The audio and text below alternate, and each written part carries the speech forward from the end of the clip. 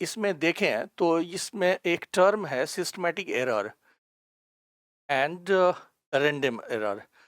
यहाँ पर systematic error and random error को हमने इसलिए इनकॉर्पोरेट किया है। अगर आप 2024 एंड 2023 के नीट के पेपर को देखेंगे तो इसके डिफिनीशन से रिलेटेड क्वेश्चंस आया है। तो यहाँ पर अगर आप सिस्टमैटिकली एरर देखें तो it is a consistent and repeatable error whose causes are known and can be minimized। ऐसा एरर जिस वो एरर किस कारण से हो रहा है वो नोन है आपको एंड उसको मिनिमाइज किया जा सकता है। जैसे इसमें पहला इंस्ट्रूमेंटल एरर है। तो अगर आप देखें तो इंस्ट्रूमेंटल एरर में जैसे यूजुअली हमारा जीरो एरर होता है, जैसे मेन स्केल के जीरो एंड वर्नियर स्केल का जीरो कॉन्साइड नहीं कर रहा है, वो राइट साइड में या लेफ्ट साइड में है।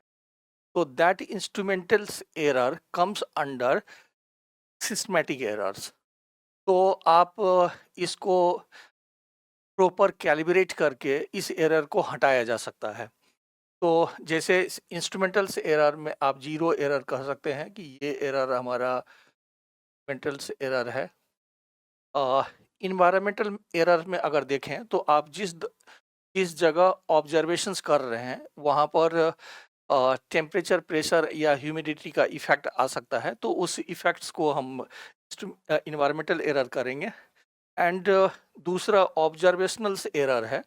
तो जो एक्सपेरिमेंट कर रहा है उससे ह्यूमन एरर हो सकता है। जैसे वो उसको अगर स्केल की एक्चुअल रीडिंग 5 है और उसकी जगह उसने 4 लिख दिया है, तो इस तरह के आपका ऑब्जर्वेशनल एरर हो सकते हैं। These are in systematic error के कैटेगरी में है।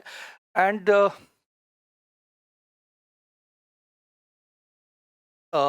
आप इसको मिनिमाइज कर सकते हैं। एक तो इंस्ट्रूमेंट्स की आप बार बार प्रॉपर कैलिब्रेशंस करिए and by cross validations of the results. जैसे मान लीजिए आप बार बार रीडिंग लेंगे तो उसकी रीडिंग का मीन ले करके उसकी एरर को हटाया जा सकता है।